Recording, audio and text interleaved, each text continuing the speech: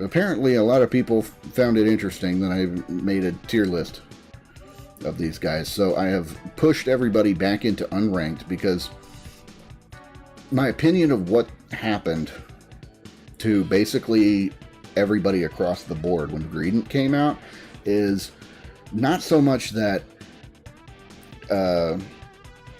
stuff got shifted around drastically. It's more like they just kind of squeezed everybody back in line with each other. And so because of that, I think there's a lot of characters who... I think the distance between S, which I labeled exceptional, and A, which is very good, and B, which is okay, the distance between those tiers is much smaller than it was before. So I kind of moved everybody back.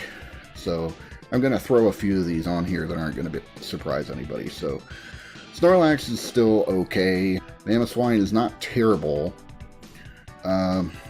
Wigglytuff is not great. Mr. Mime's still about there. The overwhelming opinion I'm finding on Gengar is that he's not good right now. I haven't played enough of him yet to really know for sure, but that's what I'm gathering from most people. So I'm going to put him here with Wigglytuff because that's the opinion that I'm giving the most credence.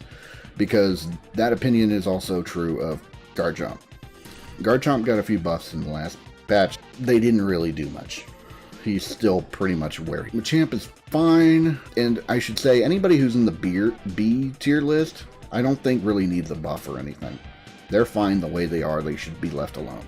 Pikachu did get a little bit of a buff, but I think he's still right here. He's not like drastically overpowered yet or anything. He's still about where he was. Blastoise got a slight nerf, I guess.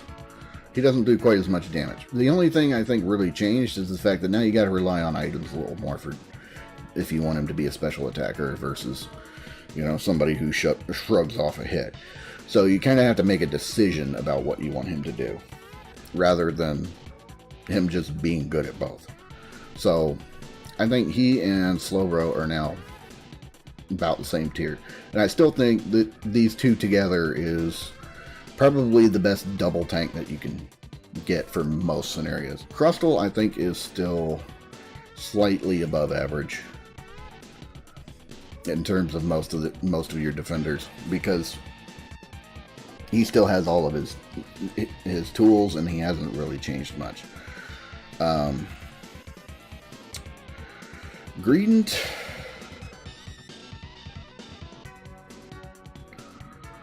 I'll come back to Greedent. Eldegoss, I had Eldegoss sitting up here at S just because there's no reason not to have Eldegoss on your team. I mean, it's not overpowered.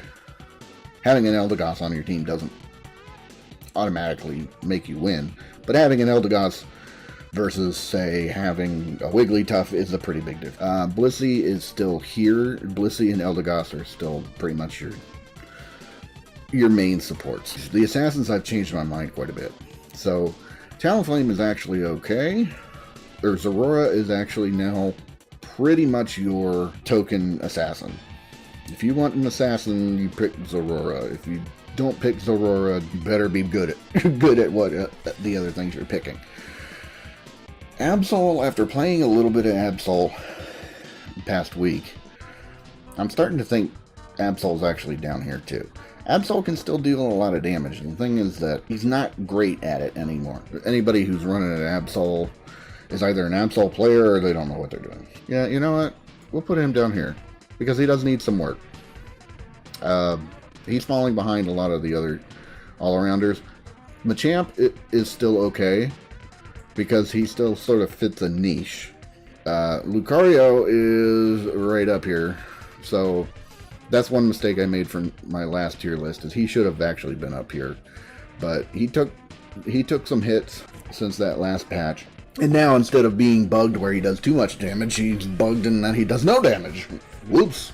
But no, he's still really good. He's still the best all-arounder that you can pick up right now. Venusaur. So I got some comments saying that Venusaur was overpowered prior to the patch, and I still am reluctant to say that he was overpowered. But the patch didn't really change much. It lowered basically his sustain off of Giga Drain, And then it boosted his solar beam. So it made his sniper build a little bit better. He's still up here though. So he's still in the very good tier.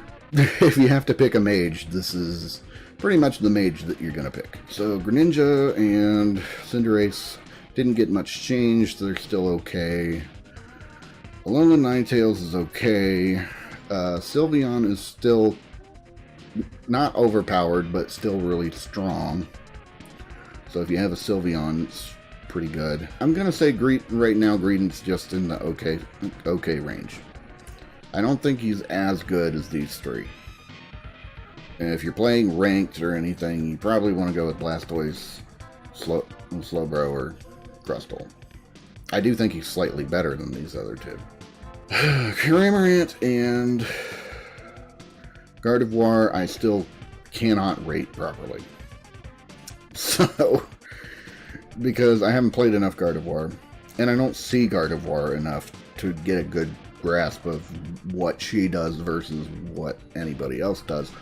And I've actually played a little bit of Cramorant, and I still don't quite get him. So I'm leaving them as unranked. If I had to pick a S tier right now, I don't think there is one. If there is one, it's Eldegoss.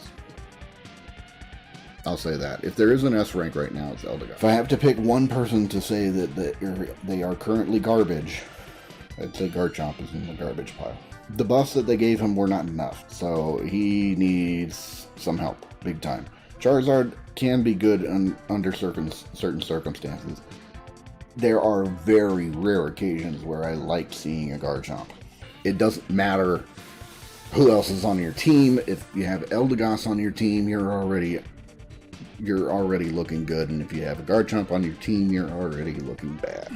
That's the new tier list for right now. Take it or leave it. And actually, I'd move him up there if I have to move somebody to S tier. That way everything's all nice and even. Yeah, so